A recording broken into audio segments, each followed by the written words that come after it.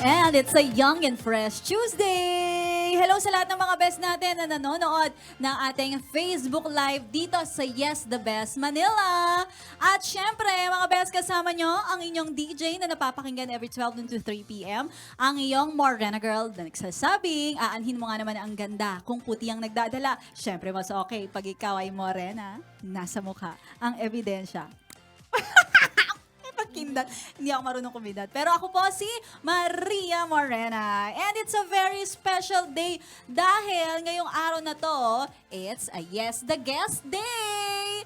Kasama natin ngayon ang breakout singer-songwriter na nag-debut nitong February 2023 with her single, The Meadow. Ipapakilala niya ang ating bagong kanta. Hindi pala atin, sa kanya lang. Nangaangkin.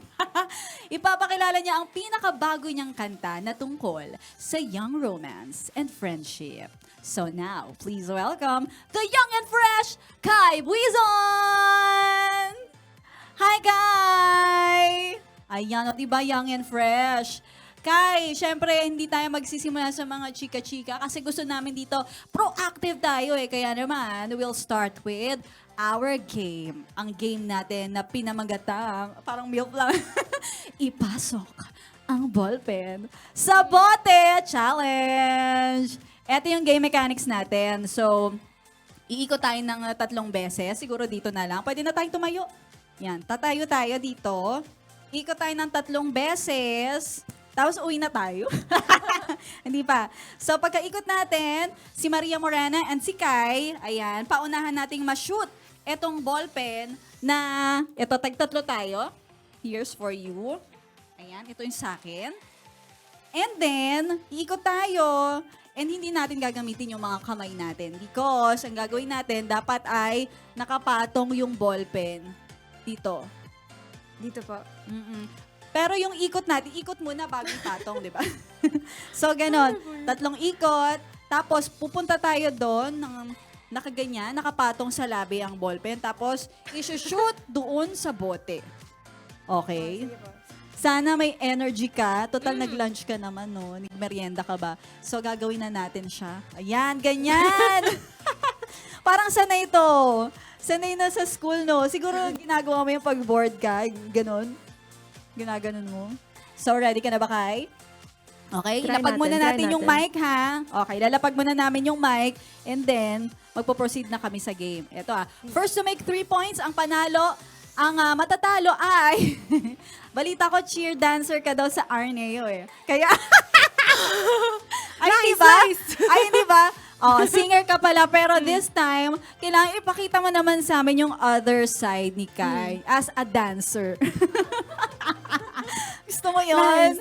Kaya sana ay manalo ka, pero hindi natin alam, di tayo sure. Tingnan natin kung sino yung mananalo. Kaya sa mga best natin, watch out. Tingnan natin kung sino ba na mananalo, si Kai o si MM. Okay? Go na tayo ha. Ready? Okay.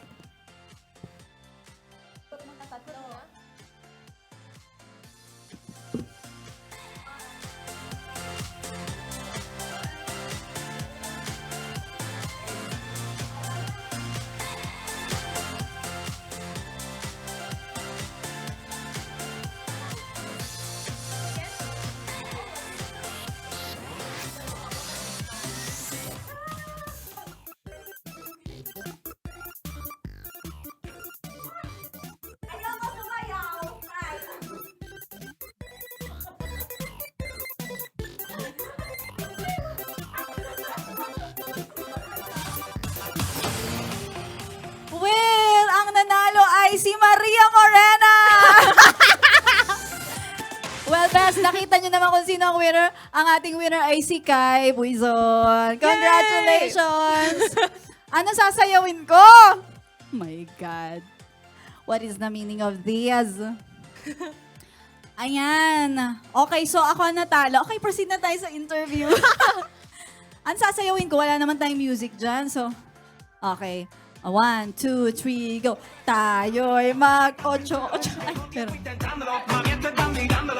Sabe que tu corazón conmigo te hace bam bam. Sabe que esa beba está buscando de mi bam bam. Okay, pwede na yon. Yun lang kinaya ng buto ko. Pasensya na po kayo. Lumalagatok na eh. Anyway, salamat Kai. Yes, ang galing ni Kai. Okay, ayan. Kai ha, total, ikaw ang winner. And very special day naman din to.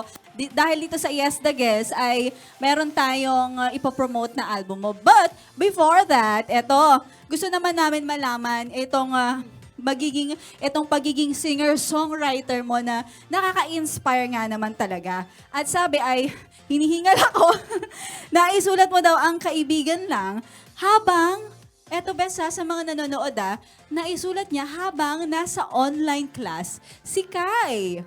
So, ang question namin is, paano naka-apekto ito, lalong-lalo na yung itong pandemic sa creative process mo bilang musician? Di ba kasi, ano ba to? Mas lalo bang naging efficient ka? So, ayun. Ano sa tingin mo? Boredom po. Boredom po was the inspiration. Kasi ang daming time. So, ayun. I was able to write po many songs po. Ooh, hindi lang itong kaibigan lang and the other one yung nung February na The Meadow. So, isa ka talagang songwriter na ayun, out of boredom, nakakagawa ka. At least, di ba? Kasi ako, pag bored ako, ang naiisip ko gawin, mag-cellphone, di ba? Parang the usual. Instead, mas maganda nga naman yun na gawin mo na lang ay magsumulat since yun naman ang talent mo, di ba? So, nice. Yun na, kaya kayo best, ma-inspire kayo kay Kai na naging isang magaling na songwriter. And, di ba, isa siyang breakout singer na meron nga na mga isang napasikat ng kanta. So, eto, pinapakita sa kanta yung pag-uusap ng magkaibigan. Kung saan umamin yung isa sa pagmamahal na nararamdaman niya habang hindi naman sineseryoso ng other party. Ikaw ba? Yung ganong situation, naranasan mo na ba na ma-experience yung ganon? Or etong sinulat mong to, wala lang, naisip ko lang to kasi nangyari to sa friend ko. Oh, talaga po. Anong nangyari po sa friend niyo po? Yung friend kong yon, ano siya, ganon, hanggang kaibigan lang talaga sila. Same. Yun na lang po. Oo. So, isayo, sa personal experience, meron ba? Opo. Meron din. Meron naman po. Oo. Parang ayaw mo i-share. Tanungin na lang natin si ano. Baka masasagot niya tayo. Well, ayun no, kasi tama nga naman, nangyayari talaga na ang term pa nga before is na friend zone. 'Di ba? Kasi yung feeling na akala nila hindi ka seryoso lagi kasi nando kayo sa friendship level lang 'di ba?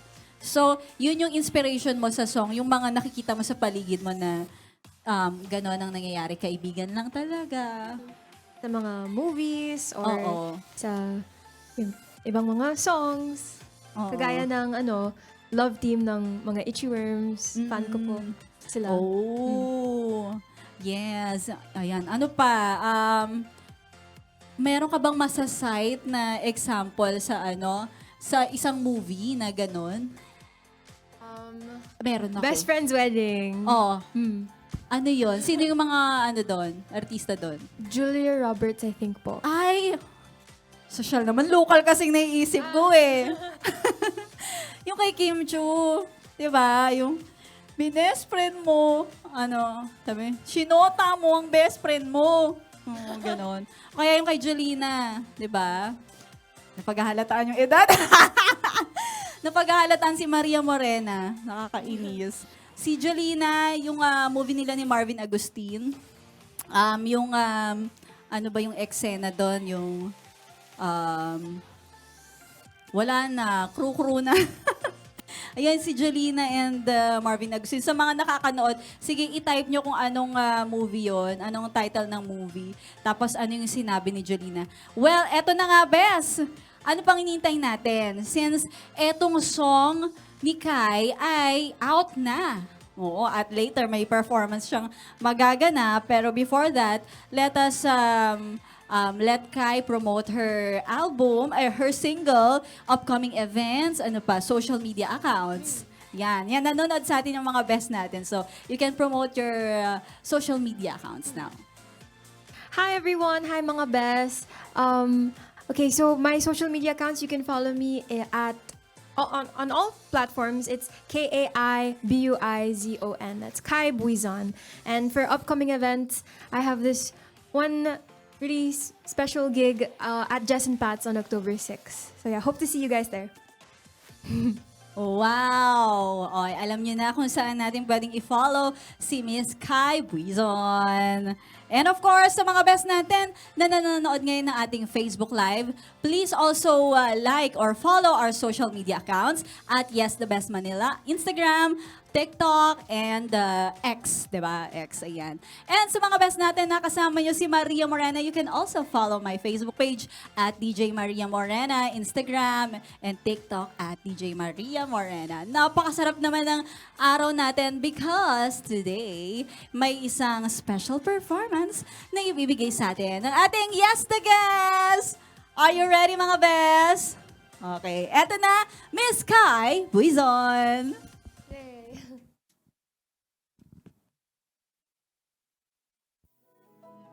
Okay.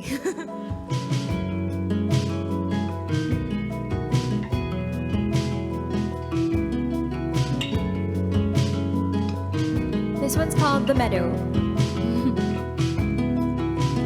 There is no moon out tonight, and so the stars shine extra bright. The shadows dancing close, they fade away before they get to you. My love, you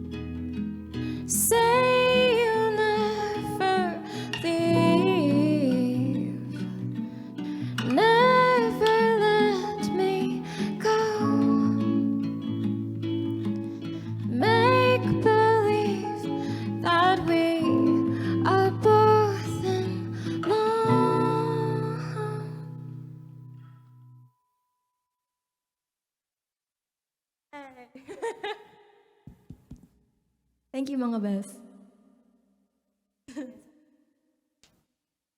Sige po. This one's called Kaibigan Lang. It recently got 100K streams on Spotify. So, woo! Thank you so much for the support! Heto na naman, nandito tayo. Nagtatawanan, nagbibiro. Magkaibigan lang tayo. Pero ba't kinakabahan ang puso ko? Kapag tinitigan mo ako, o ba't ako nagtataka? Kung nasa isip mo rin ako, bakit ka ba? Tanong ko't sumagot ka. Hala, wow, kaibigan lang kita. Wow, kaibigan lang kita. Heto na naman, nandito tayo. Nagtatawanan, nagbibiro. Magkaibigan lang tayo. Pero ba't kinakabahan ang puso ko? Kapag tinitigan mo ako, o ba't ako nagtataka? Kung nasa isip mo rin ako, bakit nga ba? Tanong ko't sumagot ka. Hala, wow, kaibigan lang kita. Wow, kaibigan lang kita. Kaya di ko nasabi kung ano ang totoo. At ang dating sa'yo ay di ako seryoso. Siguro mas mabuti para sa atin kung di mo malaman o pansinin ang tunay kong damdamin. Kaibigan lang kita. Wow, kaibigan lang kita. Tigilan ko muna. Sige nga, sige nga. Puso iparadang. Kaibigan lang kita. Kaibigan lang kita. Huwag ka nang